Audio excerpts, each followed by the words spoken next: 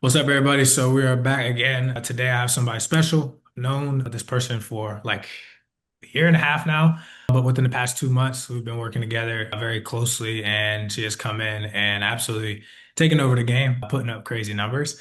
But also somebody that really cares about her agents and her agency. I've watched her take care of people and make sure that she's putting people in position to be successful. So none other than Leah, thank you for hopping on today. Yeah, no problem. Thanks for having me. Of course, of course. All right, so let's hop right in. For the people that don't know you, how did you get into the life insurance space in general? I was trying to switch careers. I was a school psychologist and I was going to get into solar. And so I was just messaging strangers on LinkedIn. And I actually messaged a guy who hopped on a Zoom call with me to recruit me for life insurance. So I thought I was going to sell him solar panels. And then he just recruited me. I kept in touch with him on Instagram for like a year. And then finally, a year later, he had a lock in like 30 minutes away. So I went to the lock in to just meet him and see what was going on. And then I just overheard one conversation with some young kid. He was like in his 20s and a client. And it's like, if he just made all that money doing that, I can come in here and destroy it.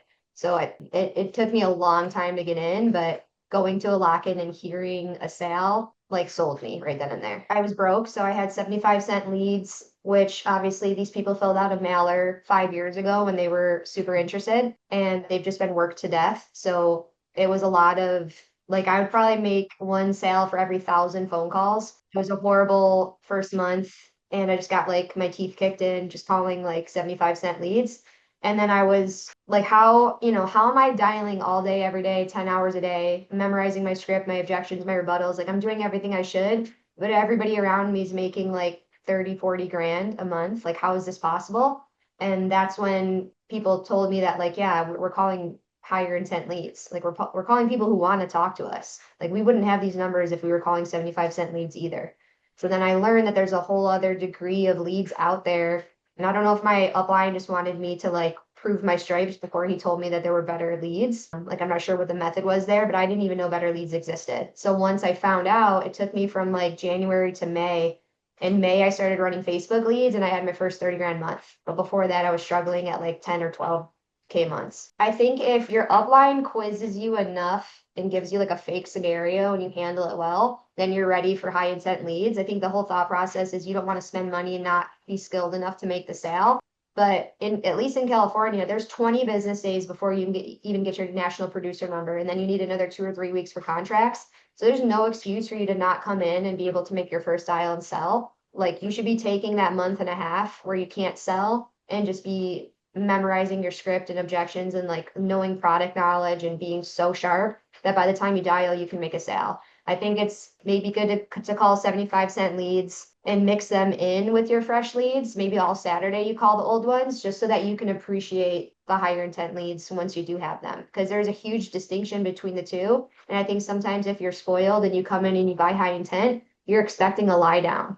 And then you're mad if they opt out of the very first text, like, hey, we just got, you literally just asked for this 2 seconds ago, and I'm texting you, and then you say stop. It can be frustrating, right? Or if somebody leaves the wrong phone number, it's frustrating. But I think people get spoiled thinking if I spend the money on a hot lead, I want to make that sale right then and there that day.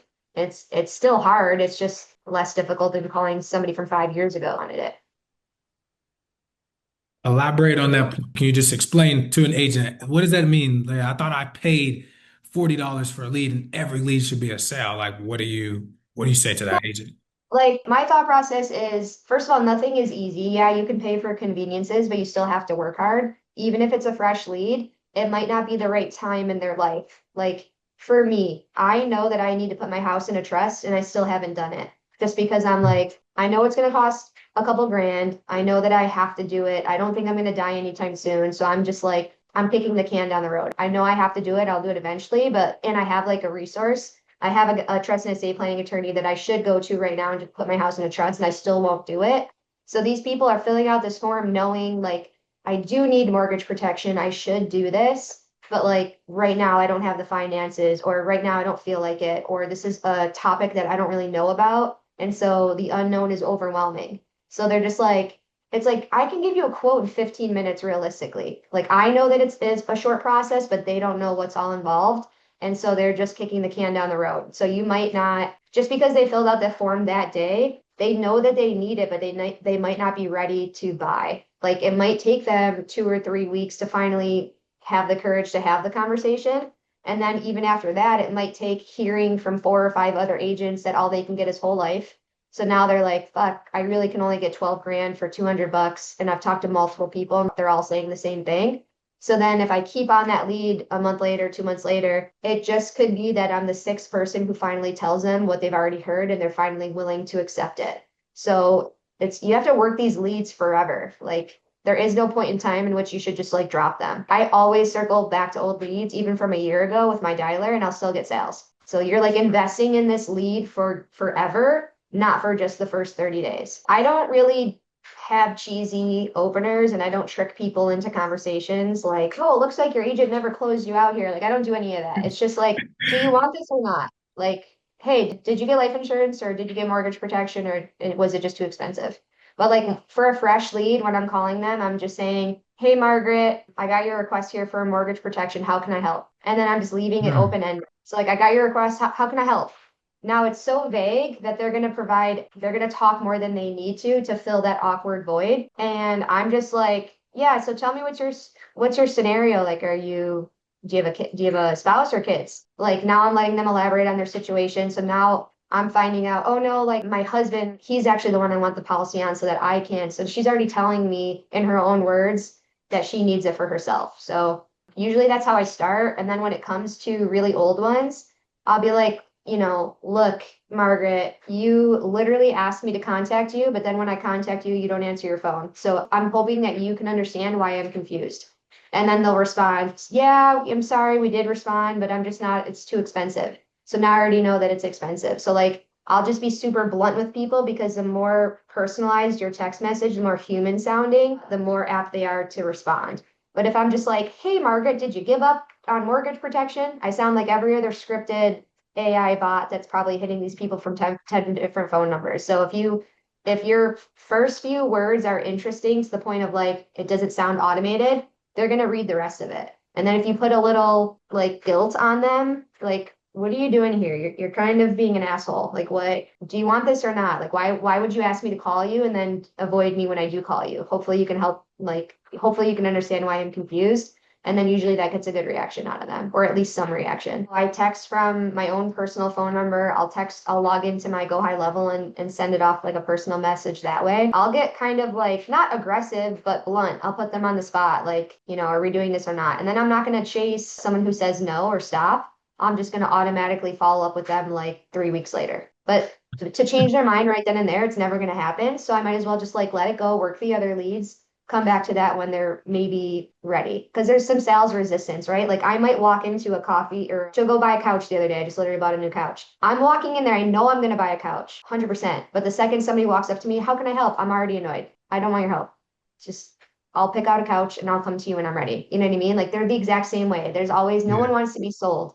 It's just human nature. But can you explain to the people equity protection? First of all, what does that mean to you? And I know you write a lot of big policies. I know all of them aren't term, but for the Yeah. agent that's like, I hear this objection and I know you crush. They're like, I'm getting leads that are 72, 73. I can't write them. And I watch you every day of the week just absolutely smash it. And I remember as an agent, that's what I like. I love those leads. I was like, dude, this is crazy premium. But can you walk through? We'll start with like when you get those type of leads, what's your psychology even before the call? And then I guess just walk through that agent and helping them overcome that I have to sell them term kind of like fear that a lot you hear a lot of agents. Oh, yeah, I'll just go back through for you for November real quick. 10K, 25K, 28K, 62,000, 36,000, 25,000, 35,000, 15,000, 17,000, 30,000. That was an accidental. 35,000, 15,000. Majority, overwhelming majority of my business is whole life. And I do Mm. mortgage protection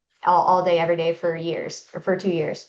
So it's almost always equity protection every time. And so I'm preparing them for that reality in the start. I'm like planting seeds to almost get them to say or admit that they're just going to sell the house in the beginning of the conversation.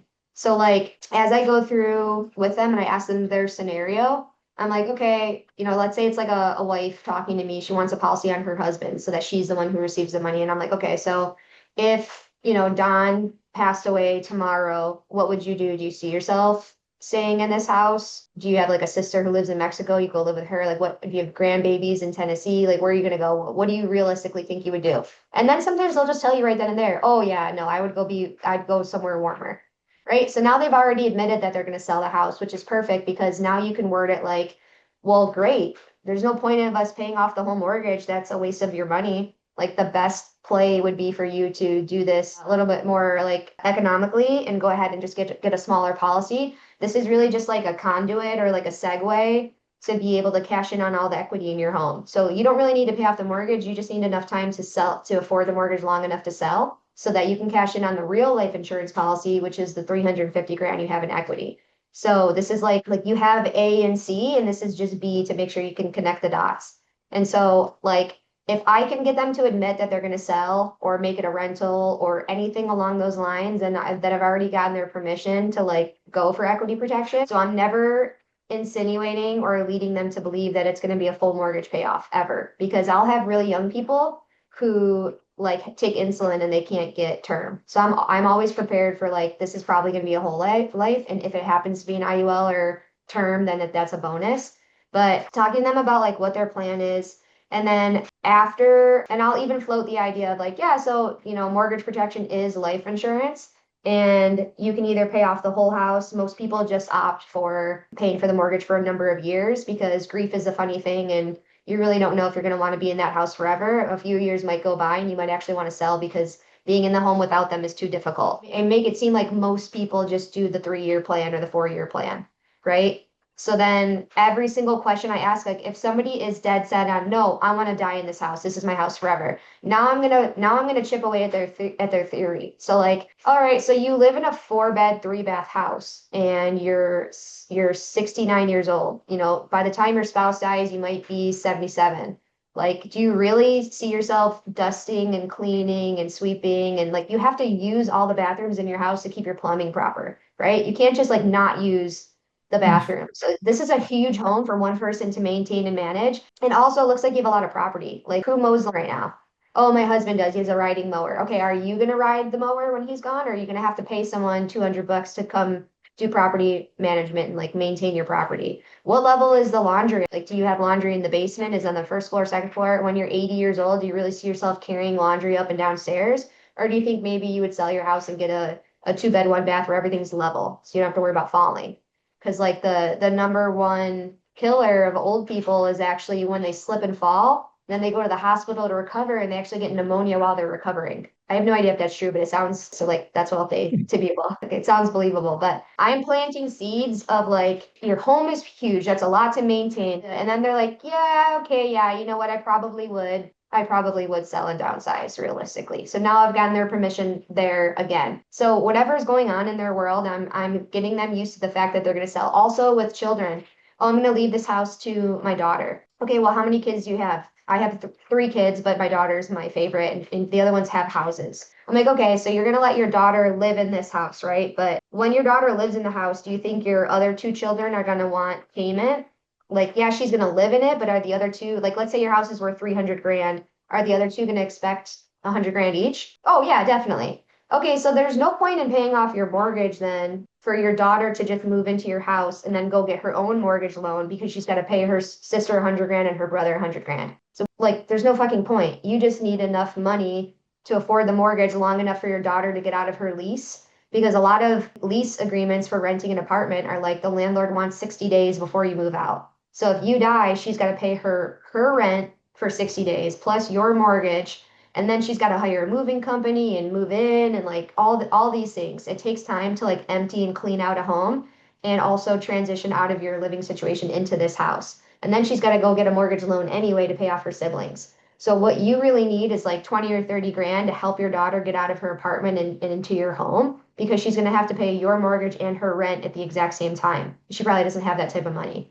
So I'm like, I'm making it sound silly to pay off the house. What you really need is money to get your daughter to transition. So it doesn't matter what they say. I'm just like figuring out ways to put holes in their theory about why it's not necessarily valuable to pay off the home. Like that's really not the goal here, especially with I don't know, you've heard people say like this isn't a pizzeria, we don't take orders. Like I'll always say this line to people, like I'm not here to sugarcoat for you, like I'm telling you what you can and can't get. There's going to be agents out there who are willing to tell you what you want to hear, and those agents commit fraud. Those agents don't admit that you had a stroke 5 years ago. Those agents don't admit that you are diabetic. So they're fudging the application to get you approved for something that won't pay out when you die.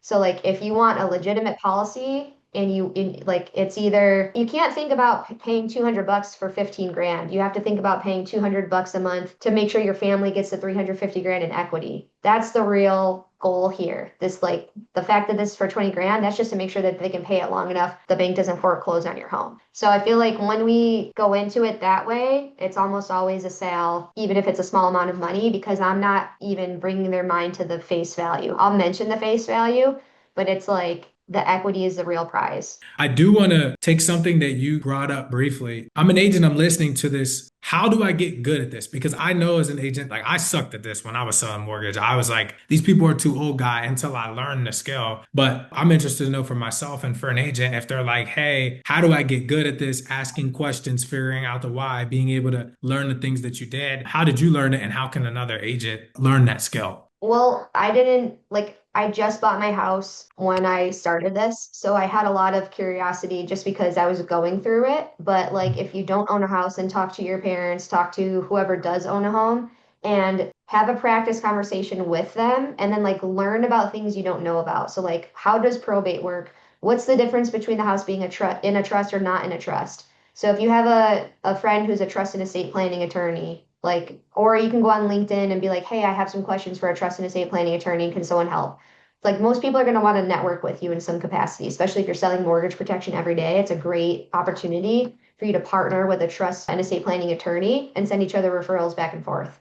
So someone will be willing to help you out. There's Facebook groups you can join to where you can like network with people, but talking to a trust and estate planning attorney, what exactly happens when somebody dies? Is there really a 90-day grace period? Because we're all just reading the same script, but half of us don't even know if it's true. Like, inquire and learn how does probate work? What's like all of these things so that you're more knowledgeable and educated on the topic because that's what's going to impress clients because every other agent is saying the same shit. They're skipping the meat of the conversation and they're going straight to quoting. Like, oh, maybe if the person likes the price and they can afford it, they'll want to do it and you're just hoping that they like the price. But it's like, it's to the point where I don't even send my state license anymore. I haven't gotten an objection on social or banking in the past year because I'm so well versed on the topic that they inherently trust me just from what I'm saying. And I feel like that is everything. It's just knowledge and confidence. And somebody's going to immediately want to do business with you and trust you, and then not even be inclined to answer the phone to any other agent. So the more that you can become like an insurance expert instead of just like sales tips and tricks. Like know your product and get very clear on your niche and they can hear that confidence in your voice and they feel like I've been like I don't think they really even know that I'm a life insurance agent. I feel like they think I'm like connected to the mortgage market in some way. Okay. What would you tell them about working with our company specifically? They know about the leads, but, or it could be us or just in general, like to get the most out of working with a company that's providing you with leads. What would be your suggestion to agents who are, just starting with Agent Lead Lab and best practices in general? Yeah, I mean, I've definitely ran a bunch of different lead types, and like when something is working, you just double down and buy more leads. Like you don't need to keep bopping around and hopping around. Now, if I've been doing this for 3 or 4 months and there's like an unusually low month, then I can contact you and your team and be like, what's the difference here? Like what's going on? But I think it makes me feel good that you guys have Discord, so I know that anytime I need something, there's an entire team of people available. It's not just you and I'm just like waiting on you to get back to me. Like so there's definitely like speed and efficiency with the availability of your team. And then like at the end of the day, you can't blame anybody if leads are answering and responding, which these have a high rate of response. They're interested and it's your job to make it make sense. It doesn't matter how old they are. That doesn't mean it's a shitty lead. Like the closer you are to death, the more important it is because you're realizing like, hey, I am going to pass soon and my family doesn't have anything. We don't have any savings. Like I really do need this. So it's more urgent when they're older because they're realizing that everybody around them is dying. So it's not like the age doesn't make it a bad lead. If people are answering the phone, that's on you. If you're not converting and closing, that's on you. but like the amount of people who respond is really, really high. And even if they say no, again, that's still a response. That's still somebody that I know is on the other end of the phone who like I can call 3 weeks later from a different phone number and try to get them. But your leads, like they're working. And obviously we would all love to have a 50-year-old in perfect health with a good job, but like then you need to start networking and figure out how to get organic leads through LinkedIn or how like you should still be networking just like you're a financial advisor, even though we're not. Like pretend you're a financial advisor and that you need to go sell someone a 401k or a 403b or like you still have to network, but then you need to buy leads until you get there. And it could take you 10 years to grow your organic network. I would love to be able to pick up the phone and call someone and there's no other agent competing with me, but that's just not the world we live in. Like that's how it is. So you're gonna have to like cement the shit out of it because there's always gonna be another agent calling your lead. That's just these people are sitting on Facebook filling out multiple forms. You know what I mean? That's the clientele that we're talking to. People who are 65 sitting on their couch responding to a Facebook ad. If you were talking to your younger self, I like to do this at the end, just words of wisdom. Anybody that wants to do 30, 40K like yourself, 50K, I don't even know what you've been doing lately, but a lot of Yeah. business. But yeah, what would you say to that person? The floor is yours. You can keep it as short or as long as you'd like to help. This is like for a new agent that's just watching or somebody trying to grow. I had no sales background and no one in my family is like an entrepreneur or a risk taker. So spending good money on leads was very frightening. It was super terrifying. It felt like I was gambling. It felt reckless and irresponsible. And I felt like I was making a huge mistake. I actually cashed in on my 403b, which is like my retirement from when I worked for the school district, to be able to pay off all my credit card debt and be able to buy high quality leads because I went from like a real career to solar. Solar was an absolute bust. So I was like broke because I was living off all of my savings for like 6 months. So before I even got into life insurance, I had been failing at solar, like not getting paid out because they weren't installing for whatever reason. So I was like super, super broke when I started this. And the thought of somebody being like, well, this is a subscription for $1,025 a week for 30 leads, and you have to commit for at least your first 2 months. I was like, well, I don't have any money. This would literally be going on my credit card, which is I just cleared it. So like the thought of putting more money on my credit card, only getting 30 leads, whereas before I had 75-cent leads and I had hundreds of them, and I would be making 1,000 phone calls and getting one sale. So I'm like, I'm only gonna get 30 leads. What if I don't close any of them? That's not enough. That's not enough people. Like it felt like such a risk and it was so terrifying, but I did it. And then I haven't gone back under 30K months ever again. Like my last month was 49,526. Like I had one person not accept their policy, but it wasn't a chargeback because he canceled before I started. So technically my IEP was like 48 something. But it's going to feel risky, but the only way to like maximize your time and have quality conversations with people who want this is to buy high intent leads because you're either going to be fucking miserable and get burnt out and quit because you're having shitty quality conversations, or you're going to start to buy high intent leads that want to talk to you. You feel like more fulfilled. You feel like you're actually providing guidance. People like you, right? You're connecting. So it's a completely different experience if you're buying high intent leads to not. So it's like, it feels like a gamble, but everybody has to get to that point of, am I going to do this or not?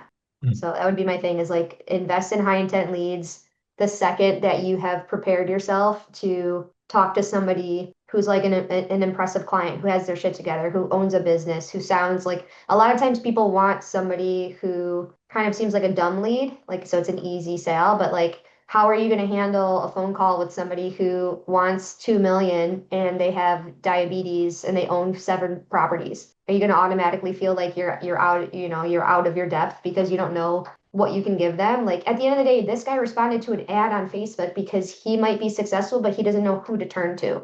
So if you can match him and like sound like you're worthy of his business and you are well versed in what you're talking about, he's going to trust you and then you go and sell an Americo Eagle Premier. Doesn't matter. It's like it's a good price, it's a good product. There's an agent, there's a client portal. Like you just have to have confidence and then buy the leads so that when you get into a good conversation, you can actually close it.